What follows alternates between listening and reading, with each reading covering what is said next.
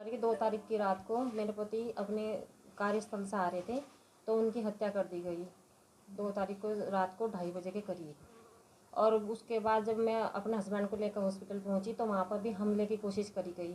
तो वे 2 जो अपराधी थे, 2 वो हमने तो खुद ही पकड़वाया। तब से कोई कार्रवाई नहीं हुई है। जब से कुछ भी मैं पुलिस के उससे बिल्कुल भी संतुष्ट नहीं हूँ कि वे कोई मुझे कुछ जानकारी नहीं दे रहे कि क्या हो रहा क्या नहीं हो रहा।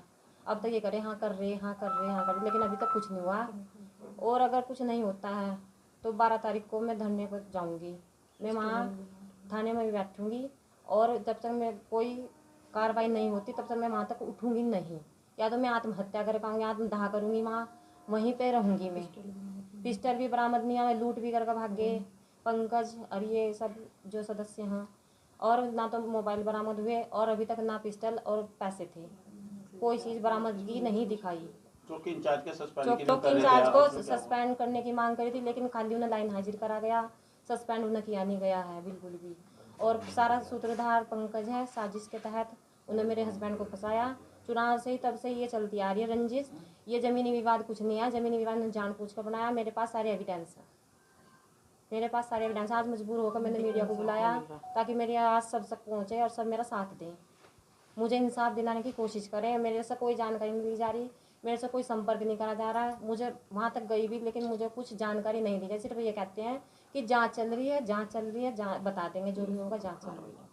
इसमें मैं चाहती हूँ कुछ कार्रवाई पंकज के। लेकिन अगर पंकज ऐसे वो पकड़ा क्यों नहीं जा रहा? क्या इतना वो है कि पंकज के खिलाफ कोई कार्रवाई नहीं हो रही है बिल्कुल भी? कि वो आज पूरे 7 दिन हो गए, वो अभी तक वो इनकी पकड़ से बाहर है। क्यों हुआ ऐसा? क्या चीज़ है कि जो वो पकड़ से अभी तक बाहर है? अच्छा मैम, अभी वो उन्होंने 12 तारीख तक का फिर आगे टाइम ले लिया। जब ये यहाँ पे तीसरे दिन बैठक हुई थी, उन्होंने कहा 2 दिन का टाइम लिया था। आज 5 दिन हो गया, 5वां दिन है आज, अब तक भी कुछ नहीं लिया गया। तो फिर हमने धरना प्रदर्शन जो भी होगा 12 तारीख में होगा।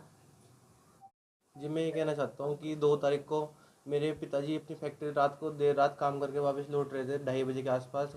वहाँ पे ये बदमाश पंकज, अमरीश, गुरमीत और इनके साथ और भी कई बदमाश थे जिनके मुझे नाम नहीं पता। ये घात लगाए बैठे थे, ये वहाँ पे घात लगाए बैठे थे और इन्होंने मेरे पिताजी के पीछे से वार करा, जिसमें ये मेरे पिताजी के दोनों फ़ोन और एक लाइसेंसी पिस्टल लूट कर ले गए। फिर मैं अपने पिताजी को हॉस्पिटल ले गया।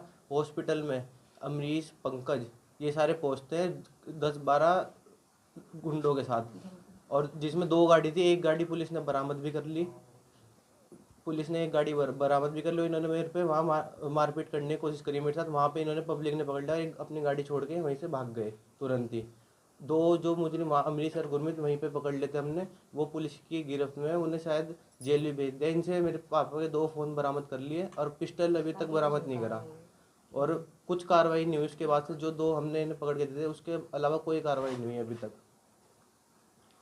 पुलिस ने हमें आश्वासन दिया था कि 2 दिन का टाइम मांगा था हमने। जब वहाँ 4 तारीख को हमने जो पंचायत करी थी उसमें उन्होंने 2 दिन का टाइम है, सीओ मैडम ने और कोतवाल जी ने 2 दिन का टाइम मांगा था। पर 2 दिन के यहाँ 5 दिन हो चुके, अभी तक कोई कार्रवाई नहीं हुई, ना हमें कोई किसी ने जानकारी दी कुछ भी। बस जो था, जो 2 तारीख को जो कार्रवाई थी बस वही हुई थी, उसके बाद कुछ नहीं हुआ अभी तक भी।